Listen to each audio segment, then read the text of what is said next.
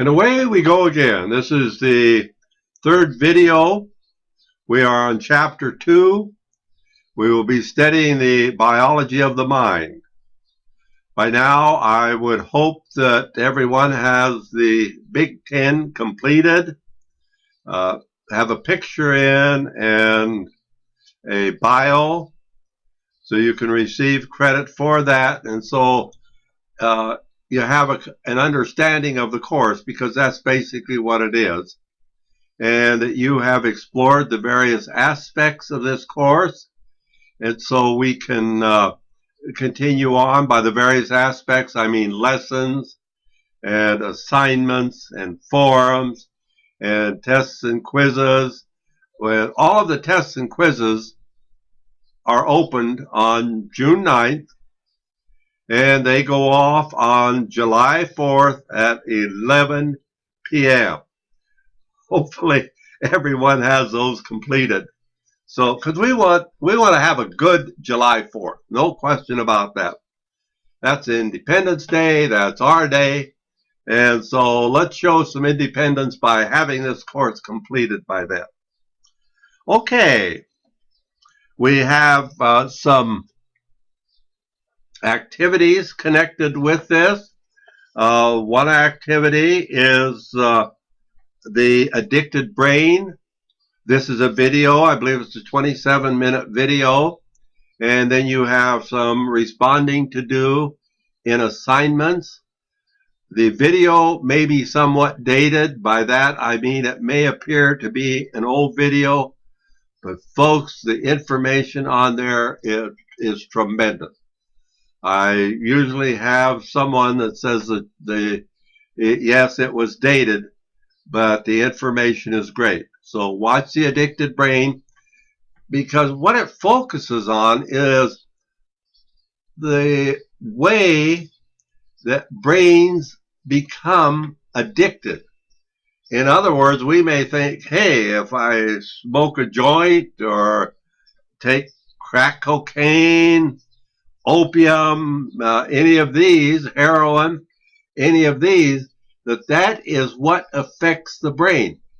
That is not what really, it affects the brain, yes, but it is not a direct result of taking these various substances. What has happened is that these substances have gone through what is called the blood-brain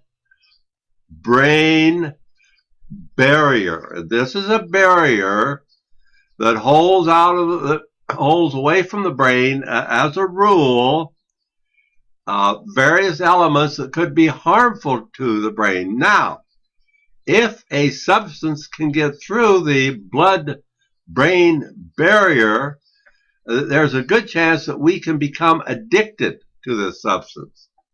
I'll visit with you a little bit more about this. What is interesting about the blood-brain barrier is that it becomes larger when an individual is under stress. And so it allows unwanted elements to come into the brain. So the blood-brain barrier is a very important component of all of the nerves that we're going to be talking about, the various systems that we have, our right and left brain, how we have our heads examined, which at one time, we'll say by one time, I mean in the Middle Ages, if individuals had a concern with their head and things weren't working quite right, they would go to what we would call a sham man, kind of a trickster. And the sham man then would examine their head. Well, what this sham man had next to his side was another individual with some rocks in his hand. So the sham man would examine the head and appear to pull these rocks out. And anyway, the sham man then, from the individual standing beside him, would have these rocks in his hand. And then the patient, we'll call it the patient, would look at that, and the sham man would say, look, this is what I removed from your head. and they would have a handful of rocks. And this very well could be where the term rocks in your head has derived from. I don't know, but it's certainly a good possibility. Okay, we have the addicted brain. We have assignment with brain facts that you will have. And informed, we have neuroscience for kids. Now, you may laugh at this and say, oh, it's for kids. Why in the world are we looking at something for kids? Well, before you really pass judgment on neuroscience for kids, follow up with the assignment. It is really a tremendous site. It is kept current, and there's a lot of useful information in there. And then, of course, we have tests and quizzes. So these are the elements that we have for this. Okay, looking at this, 3 pounds. Brain weighs about 3 pounds. And we have an interesting concept. Are we talking about the brain or the mind? Well, you might look at it this way. The mind is what the brain does. As far as our emotions is concerned, our thoughts are concerned, the facts that we have stored up, all of this is concerned. This may very well be, and we have a component here, but the brain does all of these. Now look at this statement here, and this statement is found in your text. And this is a statement from the text. It says, everything psychologically is simultaneously biological. That means that if it happens, if we have a certain behavior and it happens, it comes from the biological aspect of the brain. Here we have a neuron. There's supposed to be roughly 100 billion of these neurons in our head. Obviously, the actual neuron is quite a bit smaller. And you can look at that. The message comes in from the dendrites, cell body, goes down to the axon through the action potential, and that's kind of an electrical current that is developed from positive and negative charges. And so it's pushed down here. We go through the nodes here, Renve, and we have a myelin sheath. A myelin sheath covers this axon, and this myelin sheath develops as an individual becomes older. Now, most of us, when we're born, we probably have some myelin sheath. But the myelin sheath supposedly is not completely developed until we are probably in our late teens or early 20s. In some males, it may not develop until they're in their late 20s or until their early 40s. So if we see a male acting up some way, and they're in their late 20s to early 40s, it may very well be that their myelin sheath really isn't developed yet. So be a little bit kind to them if they act in a way that you don't think that they should. Then we have the axon ending. Now, 100 billion of these, and they can have up to 80 connections apiece, so we can have roughly 100 trillion of connections. Then we go and we look at the old brain, which consists of the brain stem, and this is in your text on page 63.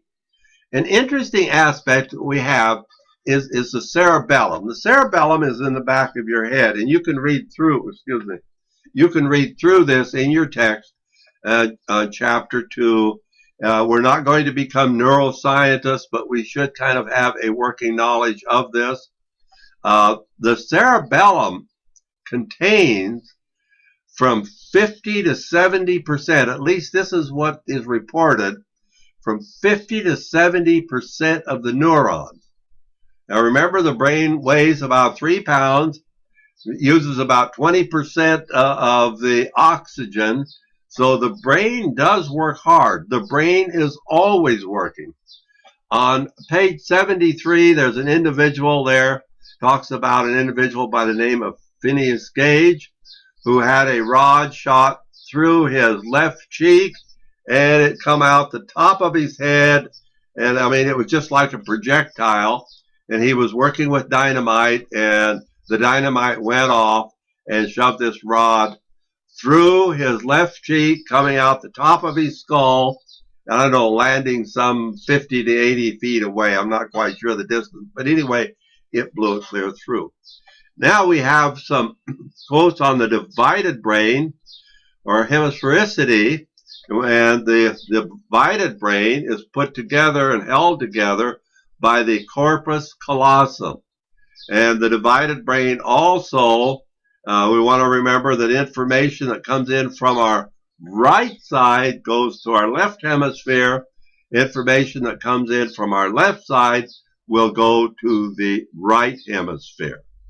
The hippocampus, is for memory, and it stores memory. The amygdala basically is used in emotional aspects, in remembering various situations in our society that may require aggression, or that maybe require some less type of or a lesser type of behavior. So these two here work together. Now the hippocampus, this is kind of interesting because when individuals sleep, it appears as though the hippocampus has taken in all of this information during the day, and then as the individual sleeps, this information is scattered throughout the brain. One of the things that I want to look at. Another thing, another aspect as far as review goes, when a person first hears a word, part of their brain lights up, depending on where it is going and where it is coming from. But each time a person hears that word, a little larger area of their brain lights up because they're able to make more connections. Now, this is why we review. This is why we review material, is because we are opening up a larger part of our brain. Incidentally, just going back to cerebellum for a while, or for a second, you folks probably know how to ride a bicycle. You may not have been on a bicycle for quite some time, but you still know how. You can thank the cerebellum for that because the cerebellum contains muscle memory. Now, we go to your various assignments as designated, and we will be seeing you then in Chapter 3. Until then, have a good day. If you have any questions, be sure and let me know.